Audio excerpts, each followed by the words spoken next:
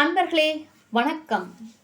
இடிம்பியானவள் பாண்டவர்களும் குந்தியும் படுத்திருந்த இடத்திற்கு வந்தாள் என்று குறிப்பிட்டேன் அல்லவா? தொடர்ந்து நாம் கதைக்குள்ளாகச் செல்வோம், வாருங்கள். பீமனை பார்த்த மாத்திரத்தில் அவனது அழகில் மயங்கினாள் என்றும் கூறினேன். ஆம், பீமன் எப்படிப்பட்டவன் தெரியுமா? பெரிய உருவமும் அழகும் நிரம்பியவனாக காணப்பட்டான். இவன் எனக்கு கணவனாகத்தக்கவன், ஆகையால் இவர்களை நான் கொல்ல மாட்டேன். கணவன் அன்பு மிக பெரியது, ஆனால் அண்ணனுடைய அன்பு அத்தகையது அன்று. ஆகையால் இவர்களை கொல்வதால் எனக்கும் என் அண்ணனுக்கும் ஒருவேளை உணவு மட்டும் கிடைக்கும். உயிருடன் விட்டால் நான் நீண்ட நாள்கள் உயிருடன் வாழ்வேன் என்று தன் மனதிற்குள்ளாக சிந்திக்கத் தொடங்கினாள் இடும்பி. அப்படி சிந்தித்தவள் தன்னுடைய அரக்கு உருவத்தை மாற்றிக்கொண்டாள். மனித வடிவம் எடுத்துக்கொண்டாள். நினைத்த உருவம் எடுக்கும் சக்தி பெற்ற அந்த இடும்பி காமத்தினால் தன்னை அழகான பெண்ணாக மாற்றிக்கொண்டாள். நேரே பீமனிடம் சென்றாள். அழகிய தோற்றத்துடன் ஒரு பெண் தன்னை நெருங்கி வருவதை பீமன் பார்த்தான், வியப்படைந்தான். அந்த இடும்பி எப்படி காட்டப்பட்டால் தெரியுமா? கருமையான கண்கள், சுருண்ட கூந்தல், பெரிய தனங்கள், மெல்லிய இடை, தாமரை மலர் போன்ற தோற்றம், வெண்மையான பற்கள், கோவை பழம் போன்ற இதழ்கள். இத்தகைய தோற்றத்துடன் அவள் காணப்பட்டாள். ஆ, காட்டில் இவ்வளவு அழகான பெண் எங்கே இருந்து வருகிறாள் இவள்? எப்படி இங்கு வந்திருப்பாள் என்று எண்ணியபடி பீமன் அவளை பார்த்து கொண்டிருந்தான். ஆனால் இடும்பியோ அவன் அருகில் சென்றவுடன் அவளை பார்த்து வணங்கினாள்.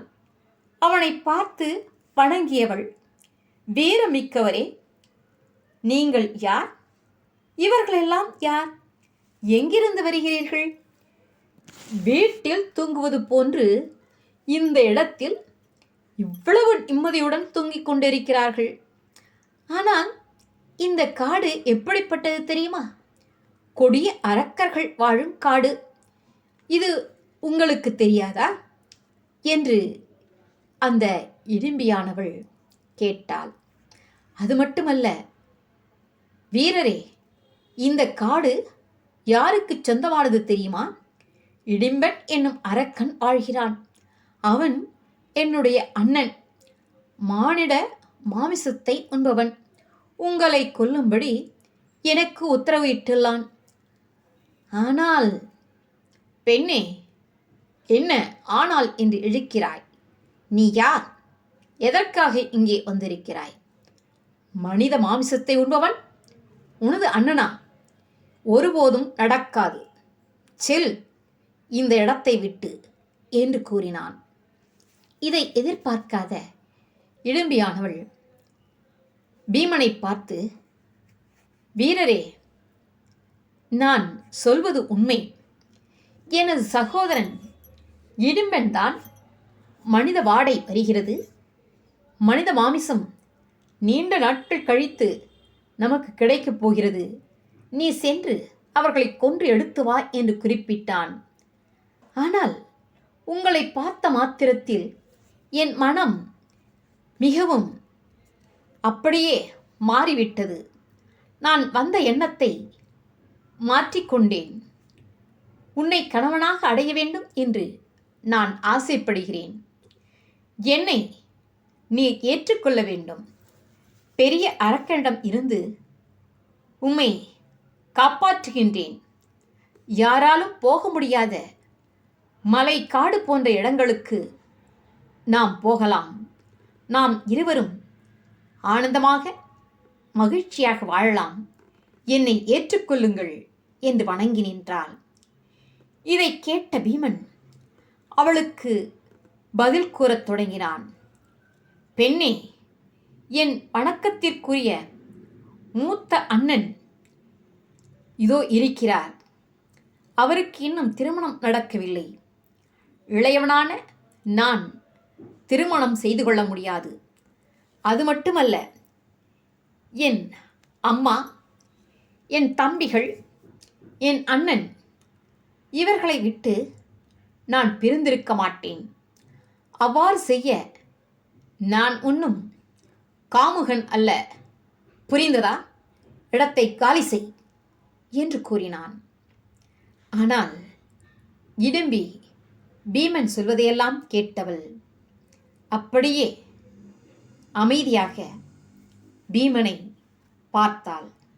வீரனே, என் தமையனிடம் இருந்து உன்னையும் உன் தாயாரையும் காப்பாற்ற விரும்புகின்றேன். இந்த சகோதரர்களை விட்டுவிட்டு நீங்கள் என் தோள் மேல் ஏறிக்கொள்ளும் என்று சொன்னாள். உடனே பீமன், ஏ பெண்ணே, நான் விரும்பாதவற்றை பேசுகின்றாய். என் சகோதரர்களை விட்டுவிட்டு நான் வாழ மாட்டேன். நீ போய்விடு என்று கூறினான். இடும்பி சிரித்தாள். உங்கள் விருப்பத்தை நிறைவேற்றுகின்றேன். வேண்டுமானால் அவர்களை எழுப்புங்கள். என் தமையிடம் இருந்து அவர்களையும் காப்பாற்றுகின்றேன் என்று கூறினாள். அதை கேட்ட பீமன், பெண்ணே, காட்டில் இன்பமுடன் உறங்கிக் கொண்டிருக்கும் அவர்களை நான் எழுப்ப மாட்டேன். எனக்கு யாரிடமும் பயம் இல்லை. ராட்சசர்கள், மனிதர்கள், கந்தர்வர்கள், எச்சர்கள் ஆகிய யாரும் என்னை வெற்றி கொள்ள முடியாது. ஆகையால் நீ இங்கு இருப்பதானாலும் இரு, போவதென்றாலும் போ. உன் சகோதரனை அனுப்பினாலும் அனுப்பு, எனக்கு கவலை இல்லை என்று கூறினான். பீமனும் இடும்பியும் பேசிக்கொண்டிருக்கின்ற அந்த நேரத்தில் இடும்பியினுடைய அண்ணன் இடும்பன் இடும்பியை தேடிக்கொண்டு அங்கே வந்துவிட்டான். மனிதர்களை பிடித்து வரச் சென்ற தன் தங்கை நீண்ட நேரம் ஆகியும் வரவில்லையே என்று எண்ணி மரத்திலிருந்து இறங்கி வரத் தொடங்கினான். விரைந்து நடந்து பாண்டவர்கள் இருக்கும் இடத்தை அடைந்தான். பயங்கர தோற்றமுடைய அந்த இடும்பன் மிகவும் கோபத்துடன் இருந்தான். அடிக்கடி உள்ளங்கையை அரைந்து கொண்டான். பற்களை நரவென்று கடித்து கொண்டான். பாண்டவர்களை பார்த்தவுடன், அறிவு கெட்டவன், நான் தின்னப்போகும் உணவிற்கு இடையூறு செய்கிறான் என்று கத்திக்கொண்டே ஓடி வந்தான். அவனை கண்டவுடன் இடும்பி பீமனை பார்த்து பேசத் தொடங்கினாள். கொடியவன், என் அண்ணன் வந்து கொண்டிருக்கிறான். நான் மிக்க பலம் உடையவள், நினைத்ததை செய்யும் ஆற்றலுடையவள். நான் சொல்கிறபடி செய். உடனே உன் சகோதரர்களை எழுப்பு. எல்லாரையும் தூக்கி கொண்டு விண்வெளி சென்று உங்களை காப்பாற்றுகின்றேன் என்று கூறினாள். பீமன், பெண்ணே, அஞ்ச வேண்டாம். நான் இருக்கையில் இவன் ஒன்றும் செய்துவிட மாட்டான். என்னுடைய பெரிய உடலையும் திரண்ட தோள்களையும் பார். இவன் மட்டுமல்ல, இன்னும் எவ்வளவு பேர் வந்தாலும் என்னை வெற்றி கொள்ள முடியாது. இவனை எதிர்த்து கொள்வேன். மனிதன் என்பதால் என் பலத்தை குறைத்து மதிப்பிட்டு விடாதே என்று கூறினான். இடும்பி இதை கேட்டவுடன், சிங்கம் போன்றவனே, உன் பலத்தை நான் குறைத்து பேசவில்லை.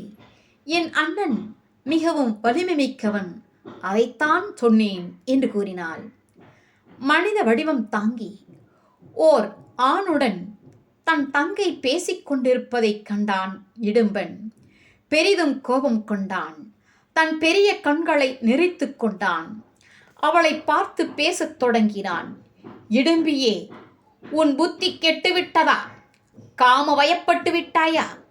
அதனால்தான் என் கோபத்திற்கு பயப்படாமல் இருக்கிறாய். இன்பத்தை விரும்பி என்னை அலட்சியம் செய்துவிட்டாய்.